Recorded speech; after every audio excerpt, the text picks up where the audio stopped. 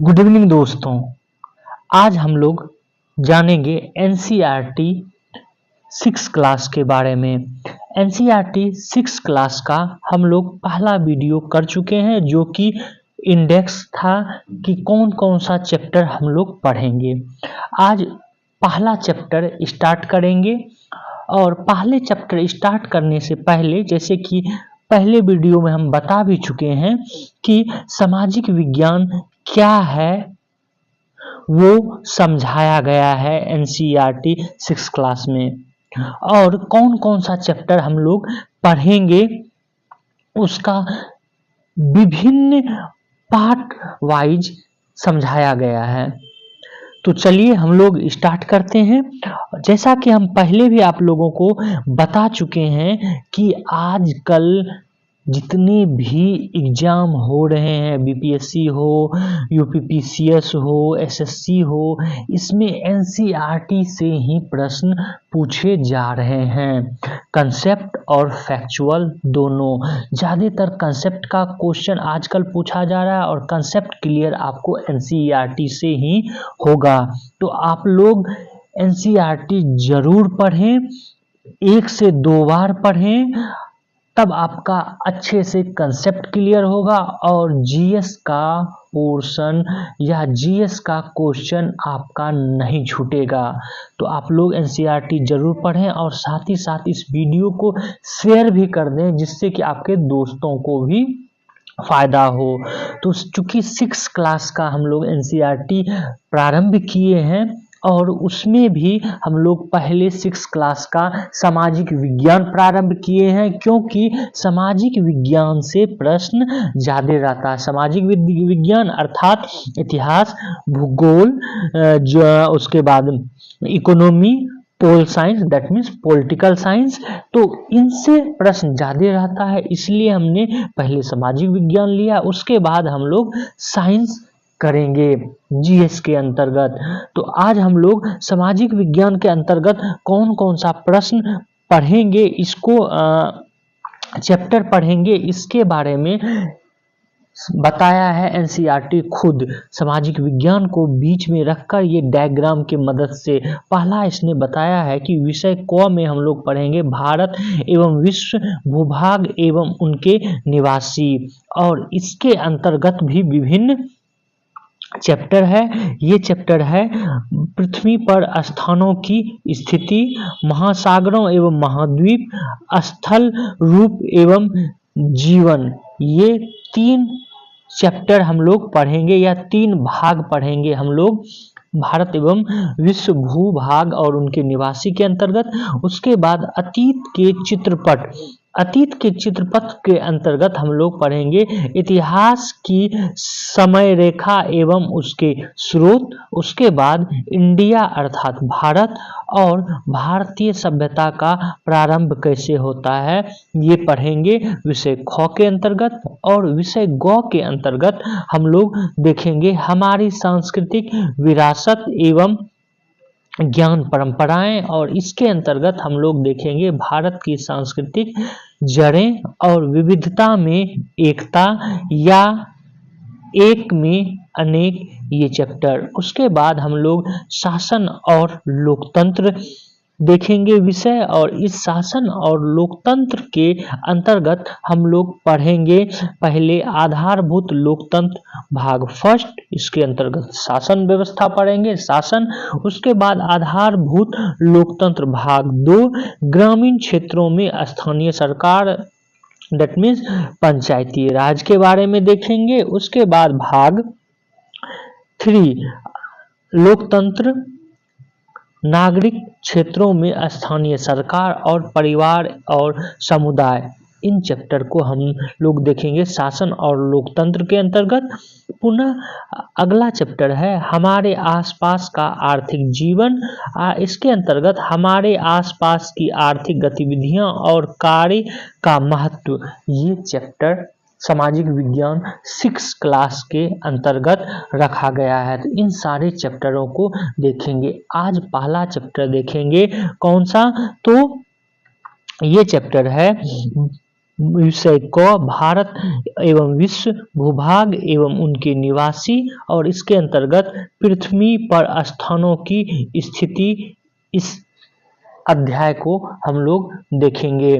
तो चलिए, लेकिन उस चैप्टर को स्टार्ट करने से पहले, चूंकि 6 क्लास का ये एनसीईआरटी है और ये 6 क्लास के बच्चे के लिए लिखा गया है, तो इसको एक कंसेप्ट बेस में समझाया गया है, एक पिक्चर दिया गया है और बताया गया है झीलों में पानी कहाँ से आ रहा है, सड़क का निर्माण किसने एवं क्यों किया, इन छोटे घरों में रहने वाले लोग क्या गतिविधियां करते होंगे, उनका क्या इतिहास रहा होगा, उनका क्या भविष्य है।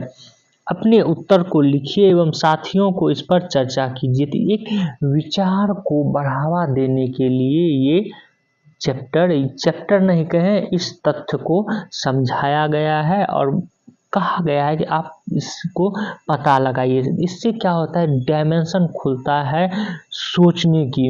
क्योंकि ये 6 क्लास के बच्चे के लिए है तो इसका डायमेंशन खुलेगा। लेकिन यहाँ पर जो मुख्य तथ्य है जो कि आप लोगों के लिए जरूरी है वो है कि हम सामाजिक विज्ञान, जैसे इसमें लिखा है कि इस समय संसार में विभिन्न युद्धों, शस्त्र संघर्षों और बढ़ते सामाजिक तनाव का सामना कर रहा है एवं हमारे ग्रह के प्राकृतिक पर्यावरण पर भारी दबाव पड़ रहा है और हम असाधारण संभावनाओं के युग में असामान्य चुनौतियों का जीवन यापन कर रहे हैं। ये एक विचार को प्रदर्शित करने के लिए ये तथ्यों को बताया जा रहा है। यहाँ पर जो इम्पोर्टेंट तथ्य है जो कि आपको हम समझाना चाहते हैं कि सामाजिक विज्ञान के अंतर्गत इन सब्जेक्टों को क्यों रखा गया है। पहले जो एनसीईआरटी समझाया उसको समझ लें, फिर हम आपको क्लियर जो है समझाएंगे तोड़कर। तो इसमें कहा गया है कि आप सोच रहे होंगे कि सामाजिक विज्ञान भौतिकी या रसायन विज्ञान की तरह कोई विज्ञान है, किंतु ऐसा नहीं है।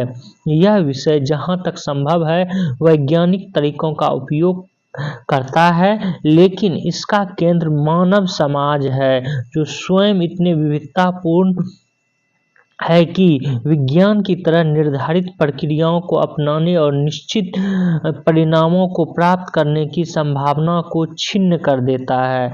सामाजिक विज्ञान के कई उपविषय हैं, जैसे भूगोल, इतिहास, राजनीतिक विज्ञान, अर्थशास्त्र, समाजशास्त्र, मानव विज्ञान, पुरातत्व विज्ञान, मनोविज्ञान।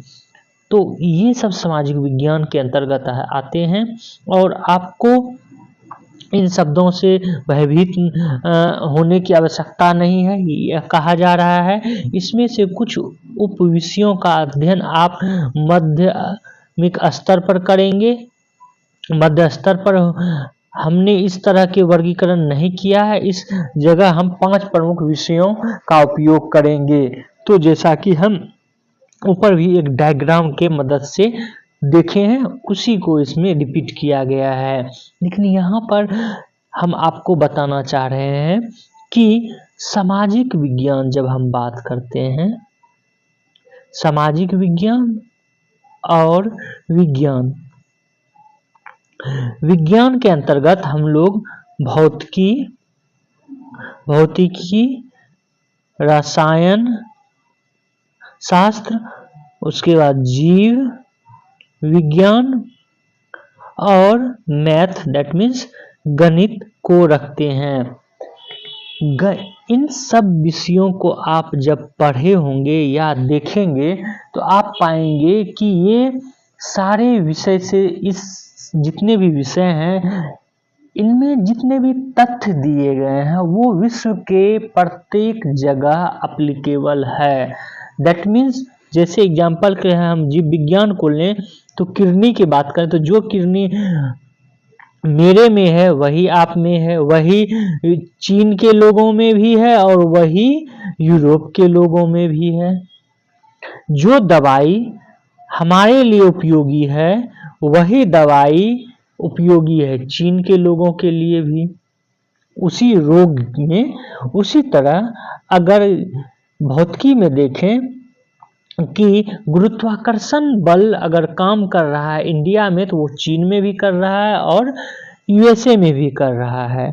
उसी तरह रसायन में कोई फार्मूला है तो वो फार्मूला एप्लीकेबल है कहाँ पर? भारत में भी, चीन में भी, रसिया में भी, प्रत्येक जगह। गणित अगर जो 2+2 4 होता है तो वो भारत में भी 4 होता है और यूएसए में भी 4 होता है।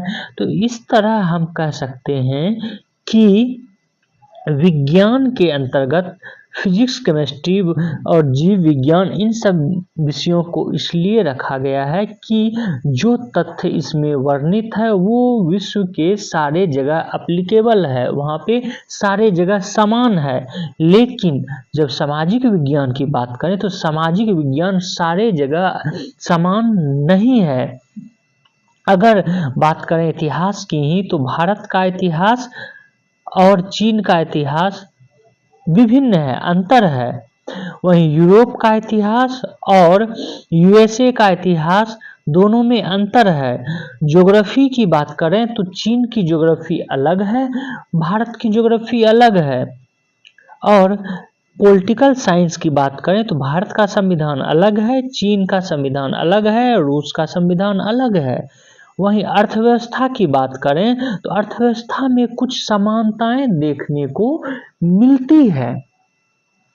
यही कारण है कि कुछ ऐसे यूरोप के देश हैं अर्थशास्त्र को साइंस के अंतर्गत रखता है, लेकिन अर्थव्यवस्था में भी अंतर है। आप देखिए चीन की जीडीपी क्या है, भारत की जीडीपी क्या है। चीन किस रेशियो से अपने इंडस्ट्री को बढ़ावा दे रहा है, भारत किस रेशियो से अपने इंडस्ट्री को बढ़ावा दे रहा है। तो इस तरह हम देखते हैं सामाजिक विज्ञान के तहत उन विषयों को लिया जाता है जो कि जिनके तथ्य विभिन्न हैं, वो हर जगह एक जैसे नहीं हैं, एप्लीकेबल नहीं होते हैं एक जैसे।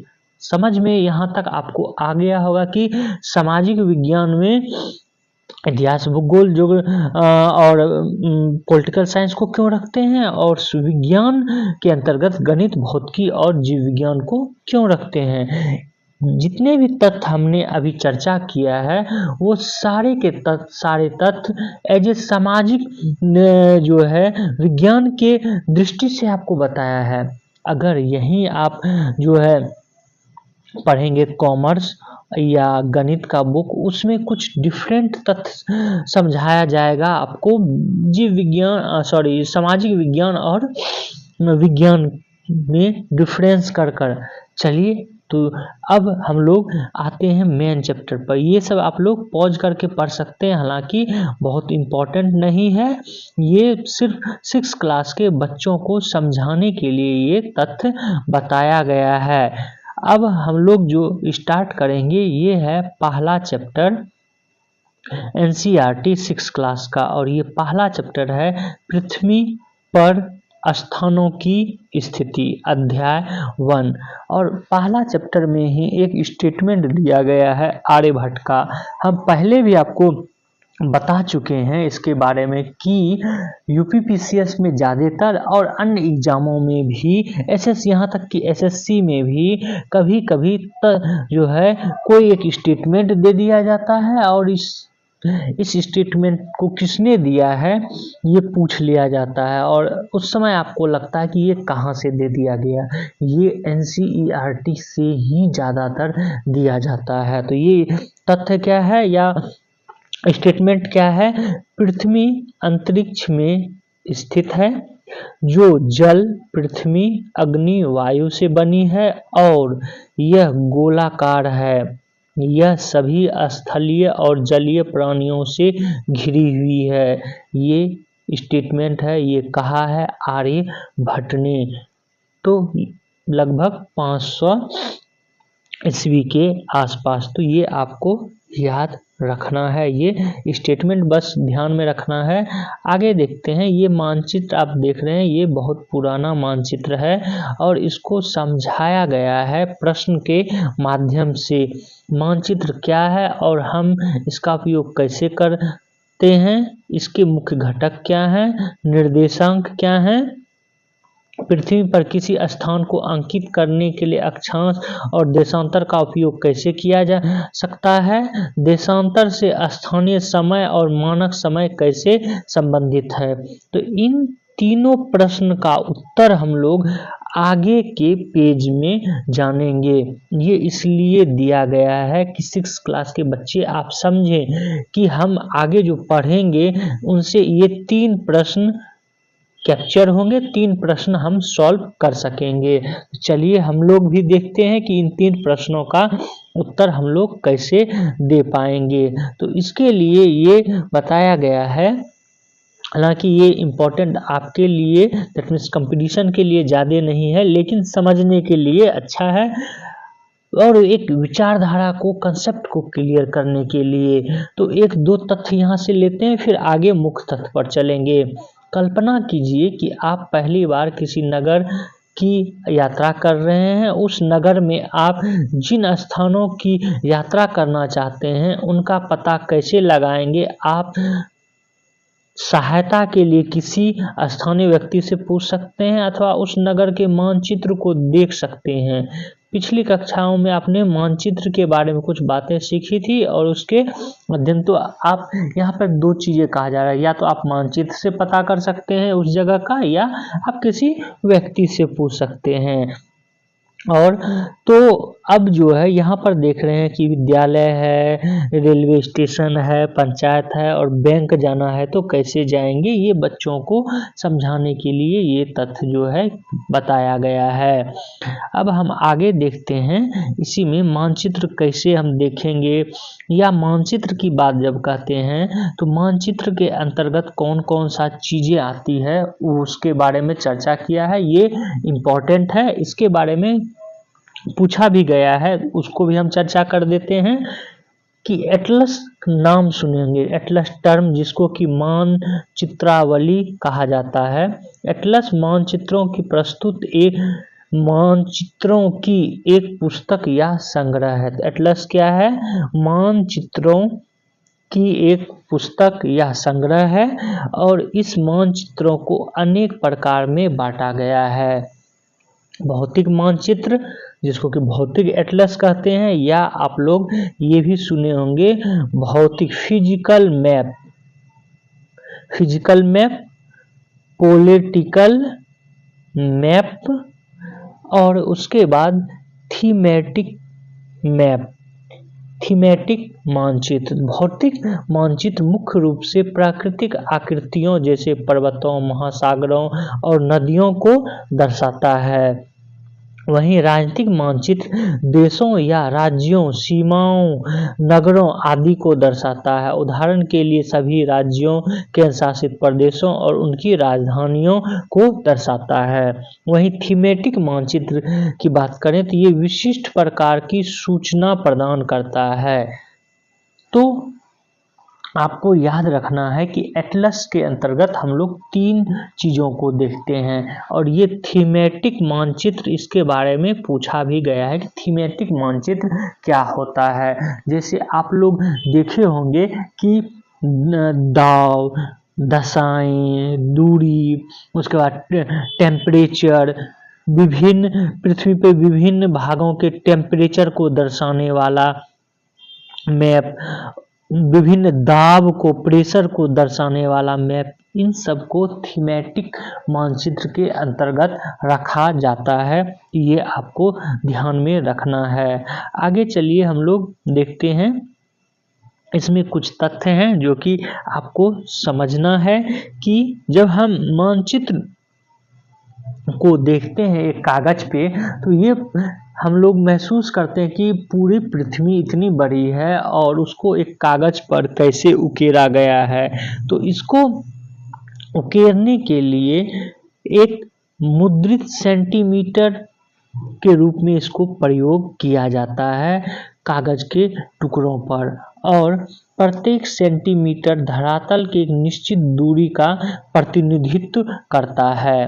मान लीजिए कि 500 मीटर है तो हम कहेंगे scale 1 centimetre, that means 1 centimetre equal to 500 metre.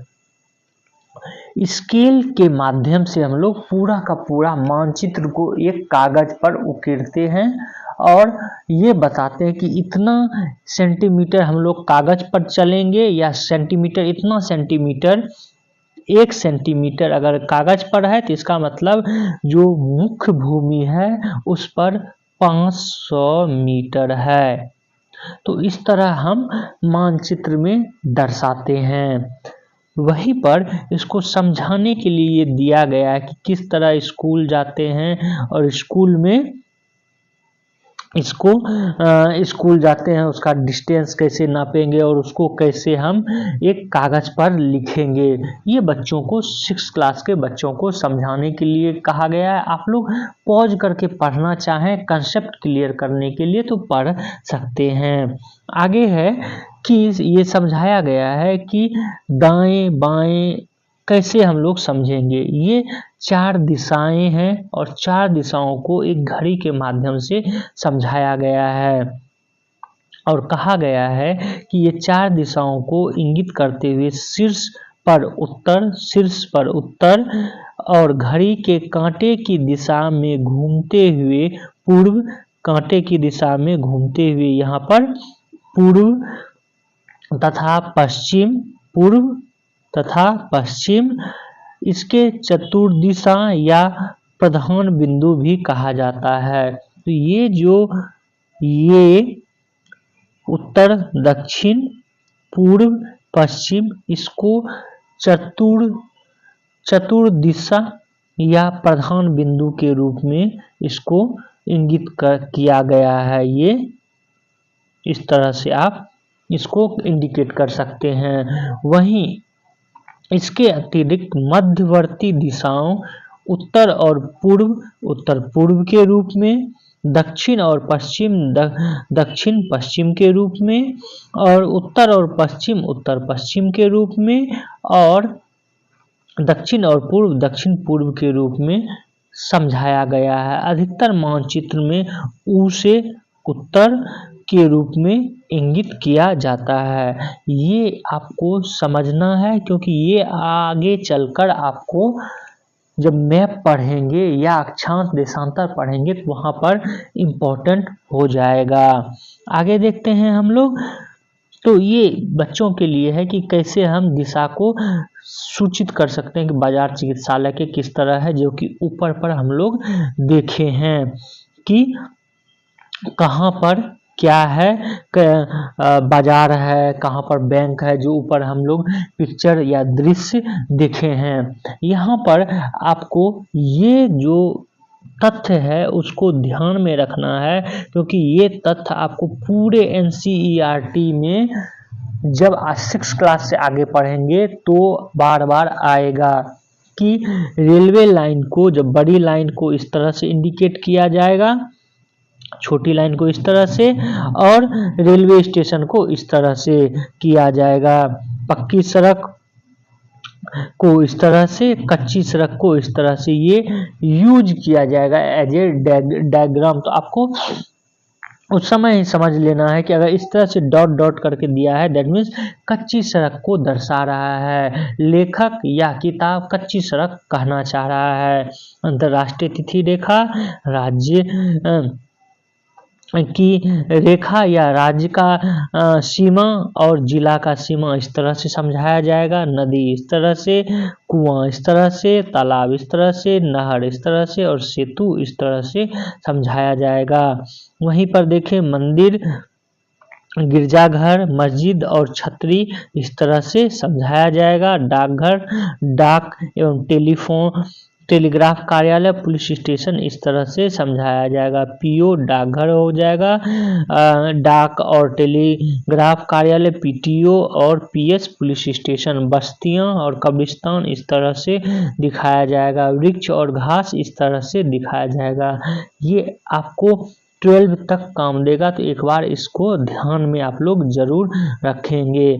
अब हम लोग आते हैं पृथ्वी का मानचित्रण की बात करते हैं, जो कि चैप्टर का मुख्य ध्येय है। पृथ्वी का मानचित्रण कुछ अधिक कठिन है क्योंकि हमारे ग्रह का आकार चपटा नहीं है। इसकी आकृति लगभग गोलाकार है और कागज के एक समतल पृष्ठ पर एक गोलाकार वस्तु को यथावत चित्रित करना संभव नहीं है। ऐसा क्यों है? इसे समझने के लिए एक संतरे को इस प्रकार छीलिए कि आपके पास उसके छिलकों के केवल 3 अथवा 4 टुकड़े हों। इसके बाद एक मेज पर उन्हें चपटा करने का प्रयास कीजिए। आप पाएंगे कि किनारों को तोड़े बिना आप यह नहीं कर सकते हैं। अब एक ग्लोब पर विचार कीजिए जो एक गोला आकृति है और उस पर एक मानचित्र बनाया गया है। यह पृथ्वी, चंद्रमा, मंगल ग्रह, तारों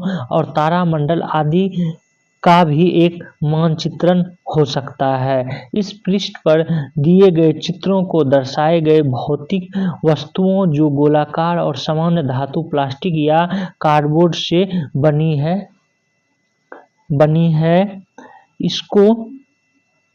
बनी है हम यह पृथ्वी के भूगोल का प्रतिनिधि करने वाले ग्लोब का यहाँ पर अध्ययन करेंगे।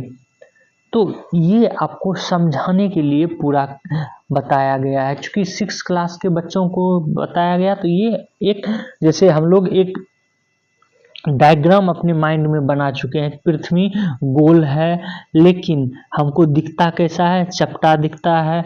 और इसको बनाने में किस तरह जो है कठिनाइयाँ हुई है इसके बारे में यह कहा जा रहा है। अब आते हैं हम लोग देखते हैं पृथ्वी पर जो है जो गोलाकार गोल है इसके बारे में बताया गया। अब दूसरा कि किस तरह गोल है उसको समझाया गया है कि चूंकि ग्लोब और पृथ्वी का आकार एक समान गोलाकार होता है इसलिए एक ग्लोब किसी समतल मानचित्र की तुलना में पृथ्वी के भूगोल को बेहतर प्रतिनिधि करता है।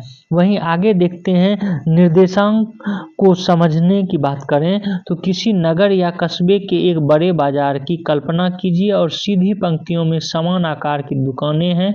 आप बाजार में एक स्टेशनरी की दुकानों पर अपने मित्र से मिलना चाहते हैं लेकिन उसका मित्र यह नहीं जानता कि दुकान कहाँ पर है, अतः आप को एक निर्देश दिया जाता है कि प्रवेश द्वार से 5वीं पंक्ति की 7वीं दुकान पर 6 बजे मुझसे मिलो। इस तरह क्या होता है कि निर्देश जो है से हम सही स्थान पर पहुंच पाते हैं या निर्धारित स्थान पर पहुंच पाते हैं और इसी को निर्देशांक के रूप में समझा जाता है। अब हम लोग आगे देखते हैं मुख्य अक्षांश के बारे में। ग्लोब पर पुनः देखते हैं कि ग्लोब, मान लीजिए ये ग्लोब है और ग्लोब पर देखते हैं कि यह उत्तरी ध्रुव और दक्षिणी ध्रुव की पहचान करना सरल है। कोई ग्लोब है, ये उत्तरी ध्रुव है और ये दक्षिणी ध्रुव है। और ग्लोब को जब हम घुमाते हैं तो जब यह घुमाया जाता है तो ऊपरी और निचली स्तर पर स्थित बिंदु 2 ध्रुव हैं।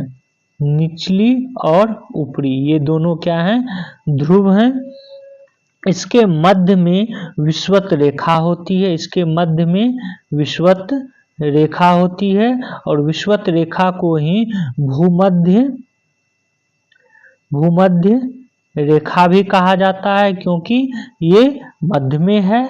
और उस वृत्त की पहचान कीजिए, ये चित्र में आगे चित्र में जो है आपको देखने को मिलेगा।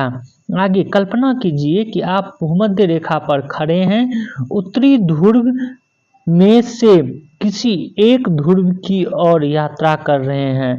यहाँ पर जैसा कि हम फिर से आपको बना देते हैं, ये उत्तरी ध्रुव, ये दक्षिणी ध्रुव। कहा जा रहा है कि आप मान लीजिए कि किसी और इधर या इधर यात्रा कर रहे हैं। ऐसा करते समय भूमध्य रेखा से आपकी दूरी बढ़ती जाएगी। क्या होगी? बढ़ती जाएगी। अक्षांश भूमध्य रेखा से इसी दूरी को मापता है। दैट मीन्स कि भूमध्य रेखा से जैसे जैसे हम लोग जो है बढ़ते जाते हैं विषुवत रेखा से उत्तर या दक्षिण दिशा में, तो इसी को अक्षांश के रूप में जाना जाता है। यहाँ तक आपको समझने में कोई दिक्कत नहीं हुई होगी। आप इस यात्रा के किसी भी बिंदु पर एक काल्पनिक रेखा खींच सकते हैं जो भूमध्य रेखा के समांतर पूर्व से पश्चिम की ओर जाती है। इस प्रकार रेखा को अक्षांश या समांतर कहा जाता है। तो ये जो अक्षांश है, इस अक्षांश को हम समांतर रेखा भी बोलते हैं, समांतर रेखा भी कहा जाता है। और यह पृथ्वी के चारों ओर एक वृत्त बनाती है। पुनः ग्लोब पर यह सुनिश्चित करना सरल है कि सबसे बड़ा वृत्त विषुवत वृत्त है, जबकि हम जैसे ही उत्तर की ओर या दक्षिण की ओर आगे बढ़ते हैं तो अक्षांश द्वारा अंकित किए गए वृत्त छोटे होते चले जाते हैं। यहाँ तक आप लोग अक्षांश को समझे। अब हम लोग जो है आगे अक्षांश को विभिन्न डिग्रियों में बांटा गया है, उसको हम लोग जान लेते हैं। अक्षांश को अंशों या डिग्रियों में व्यक्त किया जाता है। परंपरागत रूप से विषुवत वृत्त अंश 0 डिग्री या 0 अंश है, जबकि दो ध्रुवों के अक्षांश क्रमशः 90 डिग्री अंश उत्तर और 90 डिग्री अंश दक्षिण है। इसे 90 डिग्री उत्तर या 90 डिग्री दक्षिण इस तरह से लिखा जाता है। अक्षांश और जलवायु के बीच एक संबंध है। भूमध्य रेखा के चारों ओर जलवायु समांतर गर्म जलवायु को ही आपको उष्ण जलवायु के रूप में लिखा जाता है। ये भी आप लोग ध्यान में रखेंगे। जैसे ही आप भूमध्य रेखा से दूर दो ध्रुवों में से किसी एक की ओर यात्रा करते हैं, तब अक्षांश की डिग्री बढ़ती जाती है और जलवायु शीतोष्ण हो जाती है। उत्तरी या दक्षिणी ध्रुवों के निकट जलवायु शीत होती है। आप विज्ञान में ऐसा जो है पढ़ेंगे कि ऐसा क्यों होता है। यह भी कि हम एक वर्ष की समय अवधि में विभिन्न ऋतुओं का अनुभव क्यों करते हैं, ये भी समझाया जो है गया है। तो इस तरह आप देखेंगे कि अक्षांश और देशांतर को जो है समझाया गया है। तो आप यहाँ पर ये याद रखेंगे कि अक्षांश क्या है। तो अक्षांश जो है काल्पनिक रेखा है जो कि पृथ्वी के चारों ओर पूर्व से पश्चिम विषुवत रेखा के समांतर खींची गई है। तो आपको यहाँ जैसे कि हमने ऊपर अभी बताया भी कि ये ऊपर जाने से धीरे धीरे बढ़ता है, लेकिन अक्षांश क्या है, ये अक्षांश धीरे धीरे ये पूर्व से पश्चिम ये गोलाकार रूप में आपको देखने को मिलेगा, ये गोलाकार रूप में। और जैसे जैसे आप ऊपर चलते जाएंगे इसकी जो है डायमेंशन वृत्त ये कम होते चला जाता है। तो ये था अक्षांश। कल हम लोग जो है देशांतर के रूप में देखेंगे। यहाँ तक आपको क्लियर हो गया होगा कंसेप्ट। एक बार जो है पॉज करके पूरा आप लोग पढ़ लीजिएगा।